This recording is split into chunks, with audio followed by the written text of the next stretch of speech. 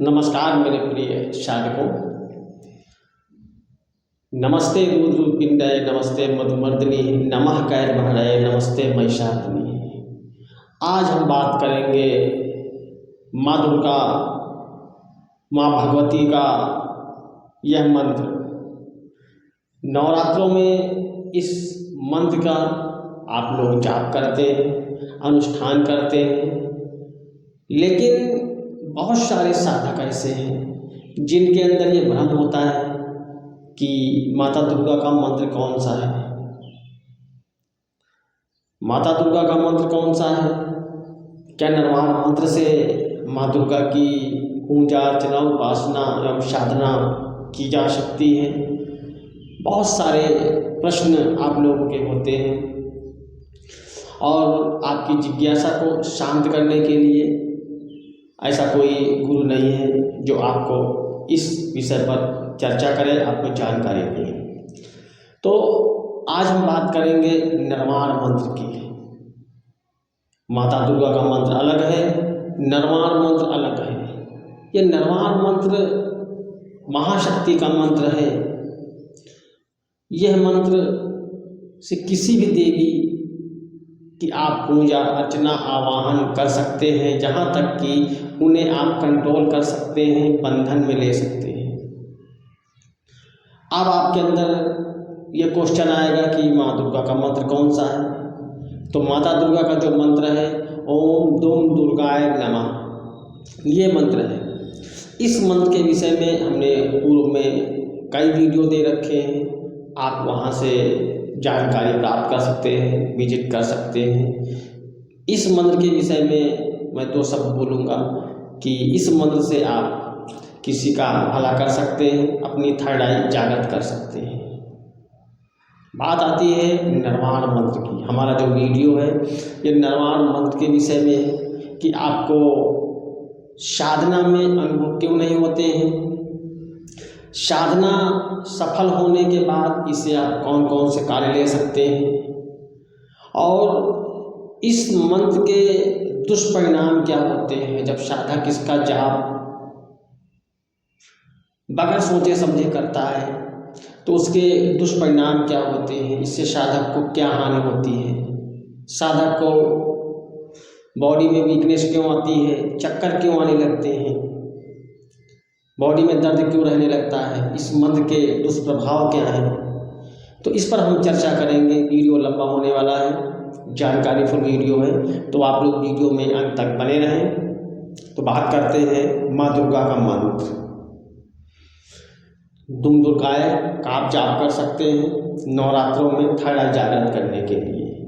उसे आप ना करके आज मैं जो जानकारी दूंगा निर्वाण मंत्र की, आप निर्वाण मंत्र का जाप करें। यह एक चामुंडा मंत्र है, महाशक्ति महाकाली का मंत्र है।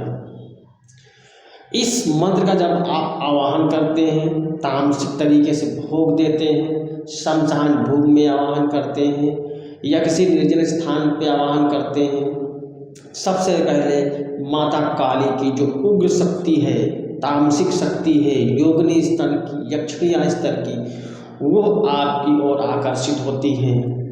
आप जिस क्षेत्र में बैठ के जप कर रहे होते हैं, हवन कर रहे होते हैं, उस क्षेत्र की जो योगिनियाँ हैं, यक्षिणियाँ हैं, वो आपकी ओर आकर्षित होती हैं। यहाँ तक कि जो तामसिक की शक्तियाँ हैं वो वशीभूत हो जाती हैं।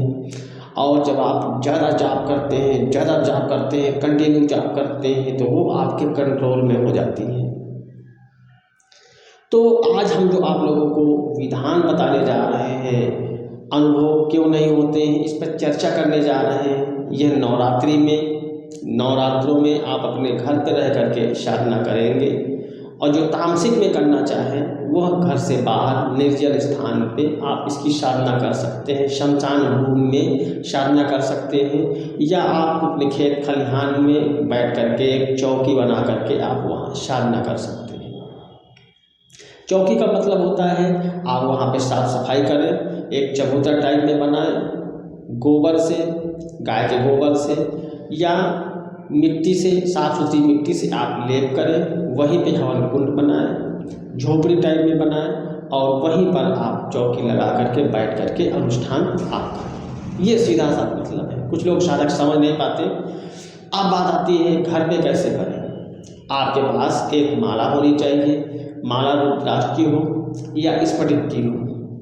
कैसे बैठना है, कैसे जाप करना है, हमने पूर्व के वीडियो में बता रखा है, और नहीं बता रखा है तो आप हमारा वीडियो आप देख रहे होंगे, प्रॉपर तरीके से आपको जानकारी मिल जाएगी। एक ही बैठक में जाप करना है।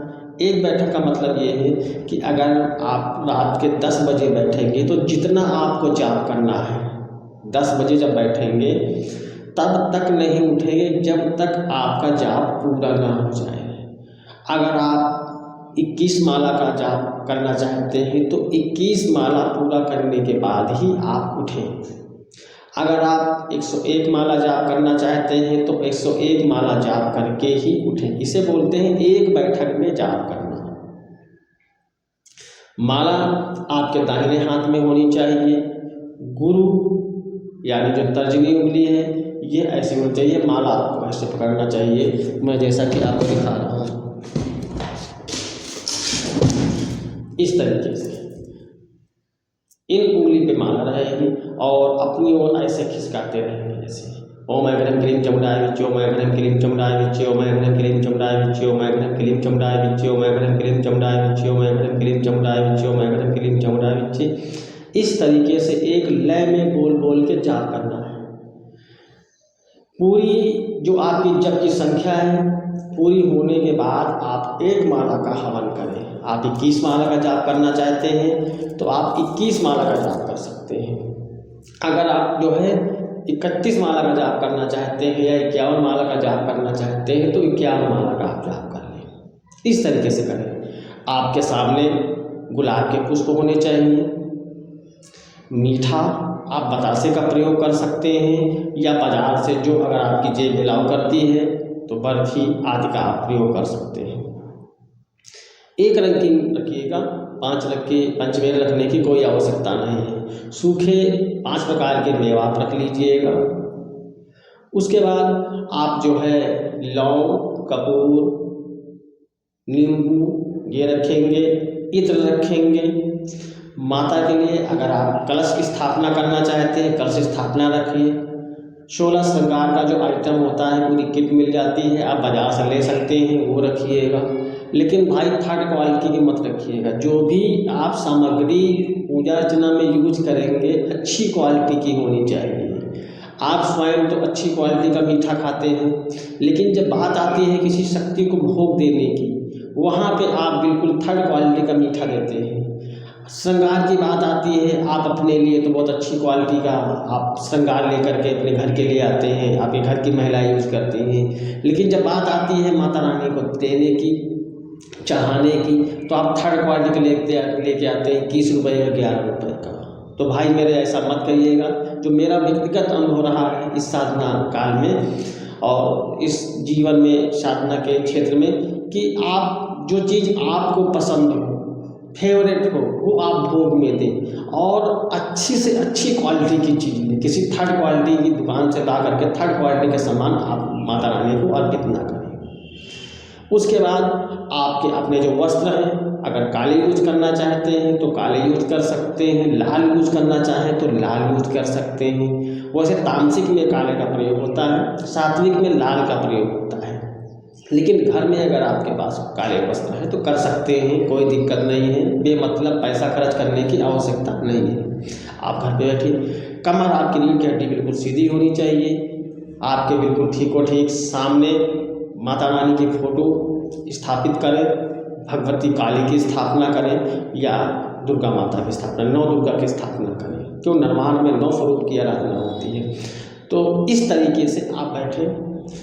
देसी घी अच्छी क्वालिटी का बाजार से लेके आएँ, हवन सामग्री मिलाएं, जौ, तिल, शहद, मीठा आदि इन चीज़ों का आप जो है प्रयोग करें। उसमें जो है आप चावल मिला लीजिए, घी मिला लीजिए, आदि का आप प्रयोग करिए। प्रयोग मिला करके रखिए। जब आपके लास्ट में एक माला का हवन करना है तो हवन जो आप आम की लकड़ी पे भी कर सकते हैं, कोयले पे भी कर सकते हैं, आप बाज़ार से हवन कुंड ले आइए, छोटा सा मार्केट में मिलता है रेडीमेड, आप वहाँ से ला करके उस पर आग कोयला रख करके या आम की लकड़ी रख करके आप हवन करिए।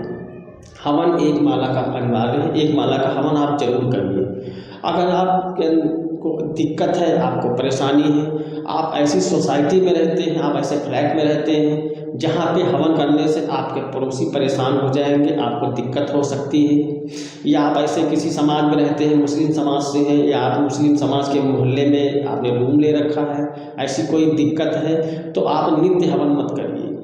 आप सिर्फ धूप बत्ती जला करके 9 दिन तक आप अपने संकल्प को पूरा करिए, अपने जाप को पूरा करिए। जब आपका जाप पूरा हो जाए तो 9वीं के दिन आप किसी मंदिर में जाइए जहाँ पे माता दुर्गा की मूर्ति हो, स्थापना हो, या माता काली की स्थापना हो, वहाँ पर आप बैठ करके स्वयं से हवन करेंगे। किसी पुरोहित से आप हवन को नहीं करवाएंगे, आप स्वयं मंत्र करेंगे, मंत्र पढ़ के हवन करेंगे। अगर वहाँ भी आपको दिक्कत आ रही है तो आप जो है 50 ग्राम या 100 ग्राम कपूर ले लीजिएगा। आप उसी मंदिर प्रांगण में बैठ करके कपूर को जला दीजिएगा। 10 ग्राम कपूर आपने जला दिया, उसी में एक आप कटोरी में हवन सामग्री और घी मिला के रखिए, उसी कपूर पे आप आहुति देते जाइएगा, थोड़ा थोड़ा मंत्र पढ़िएगा। 1 ग्राम 2 ग्राम की हवन सामग्री और घी मिली हुई आहुति उस पर डालिएगा। जब आपको लगे कि आग बुझने लगी है, दोबारा से फिर 10 ग्राम 15 ग्राम कपूर डाल दीजिएगा। आपका कपूर जलता रहेगा, उस पर आप हवन करेंगे। इस तरीके से आप 1 माला का प्रयोग कर सकते हैं। जहाँ पे आपको दिक्कत आ रही है हवन करने में, ये उन लोगों के लिए मैं बता रहा हूँ, क्योंकि बहुत सारे साधक हमारे पास आते हैं, ये उनकी समस्या होती है, वो ऐसी जगह रहते हैं जहाँ पे हवन वो नहीं कर सकते। तो 9वीं के दिन आप 1 माला का हवन अनिवार्य कर दीजिएगा। अगर वहाँ भी आप नहीं कर सकते हैं तो आप किसी जल के किनारे, नदी नहर के किनारे जाके बैठ जाइएगा, जंगल में जाके बैठ जाइएगा। वहाँ पे आप आम की लकड़ी ले लीजिएगा।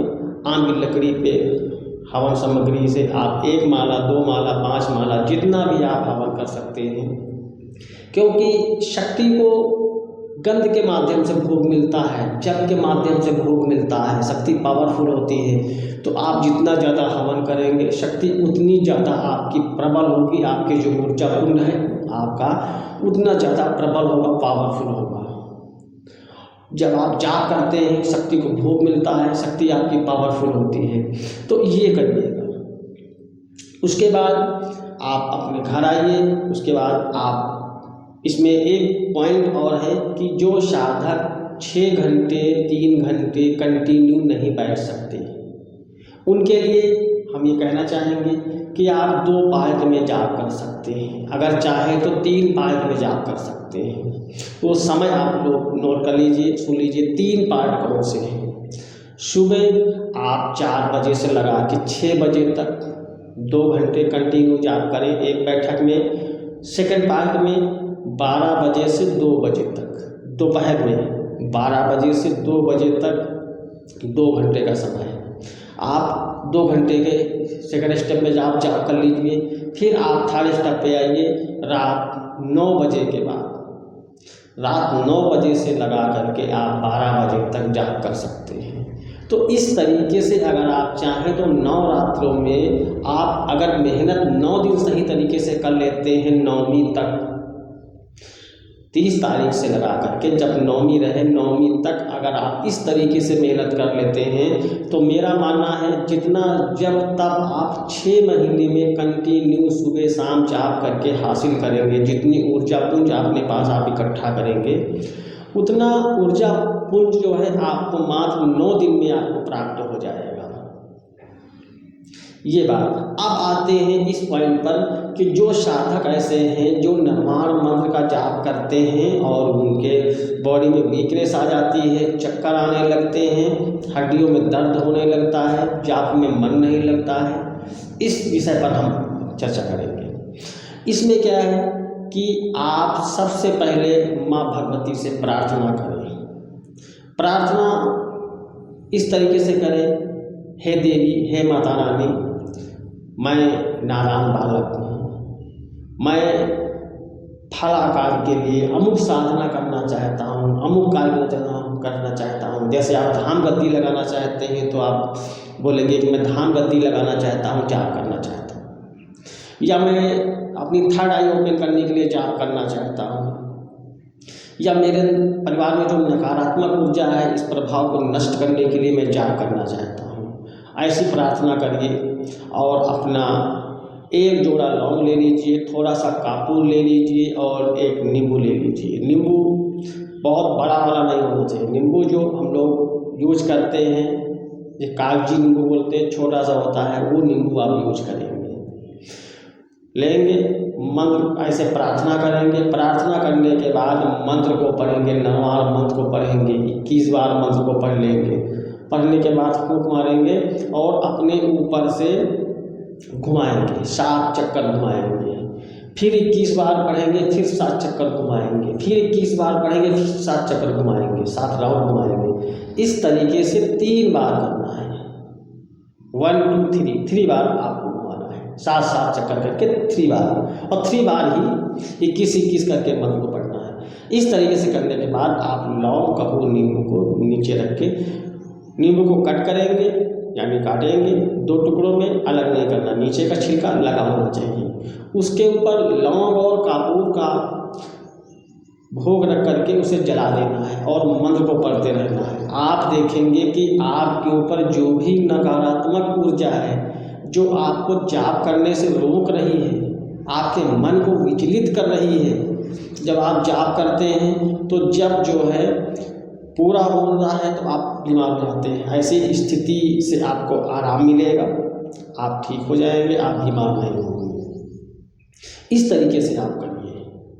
और जब आप जाप कर रहे हो तो उसमें आप नींबू या जायफल की बलि नित्य आप दे सकते हैं। तो आप देखेंगे कि आपकी जो शक्ति है और प्रबल हो जाएगी, और प्रबल हो जाएगी। इतनी प्रबल हो जाएगी आप जब किसी को हील करेंगे तो बहुत ही आसानी से हीलिंग कर पाएंगे। किसी भी शक्ति को बांधेंगे, बहुत ही आसानी से बांध पाएंगे।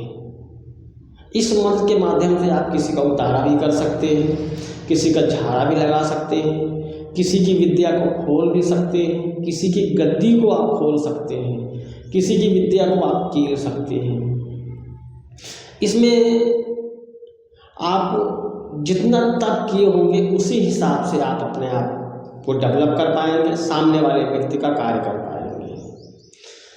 किसी की स्कैनिंग करना, किसी के विषय में बताना आप बहुत ही आसानी से बता पाएंगे। मंत्र एक है लेकिन कार्य अनेक हैं। इतना आश्चर्यजनक लाभ आप ले पाएंगे इस मंत्र से, लेकिन ले जब ही पाएंगे जब आप मेहनत करेंगे। आपकी जो मेहनत है वही रंग लाती है। तो आप पूरी ईमानदारी से मेहनत करें। और जो पूजा आप करेंगे नवरात्रों में, देखिए जो सामग्री बची होती है, बहुत सारे साधक क्या करते हैं, उनको जानकारी नहीं होती है, ये इधर उधर फेंक देते हैं। इस सामग्री को आप इकट्ठा करिए, किसी बहते हुए जल में आपको प्रवाहित करना है। किसी नदी, गंदे नाले में या गंदे तालाब में आपको नहीं फेंकना है। साफ सुथरा जल होना चाहिए, उसमें आप पूजा की सामग्री को डालिए। अगर आपके आसपास कोई नहर नाला साफ सुथरा नहीं है तो आप किसी जंगल में जा कर के आप किसी वृक्ष के पास में इसे आप चढ़ा सकते हैं, झाड़ियों में आप डाल सकते हैं जो पैरों के नीचे ना पड़े। तो ऐसा आप करिएगा, पूजा सामग्री ऐसे आप विसर्जन करिएगा। उसके बाद आप जब आपको सिद्धि प्राप्त हो जाएगी तो उसके बाद आप इससे जल को अवमंत्रित करके सामने वाले को दे सकते हैं। किसी का उतारा भी कर सकते हैं, किसी का हीलिंग कर सकते हैं। अगर उसकी भी जानकारी आपको नहीं है तो आप लोग हमें कमेंट के माध्यम से अवगत कराइएगा। हम आप लोगों को इसके विषय में भी जानकारी देंगे कि आप इस मंत्र के माध्यम से कैसे किसी को हील करेंगे, कैसे स्कैनिंग करेंगे, सारा प्रोसेस आप लोगों को इसके विषय में बताया जाएगा। तो मुझे लगता है कि ये साधना हमने आपको बताई है इसके हमने विस्तृत चर्चा इसलिए किया है कि आप लोग मेहनत करें, लेकिन जब मेहनत कर रहे हो तो पूर्ण एकाग्रता से, पूर्ण भक्ति भाव से करिएगा। कभी इधर कान मत खुजाइए, कभी इधर कान मत खुजाइएगा, आंख बंद करके मत बैठिएगा। पूरी एकाग्रता से जाप करिएगा, पूरी ईमानदारी से जाप करिएगा। रिजल्ट तभी आता है। आप लोगों में से बहुत सारे साधक ऐसे हैं जो ये दावा करते हैं कि मैंने 10 सिद्धियाँ करी हैं, मैंने 20 सिद्धियाँ करी हैं, मैंने 15 सिद्धियाँ करी हैं, लेकिन रिजल्ट क्या है? शून्य। तो शून्य इसीलिए होता है कि आप माला लिए बैठे रहते हैं। आपका टारगेट होता है जल्दी से 11 माला हो जाए, जल्दी से 21 माला हो जाए और मैं सब आराम करूँ।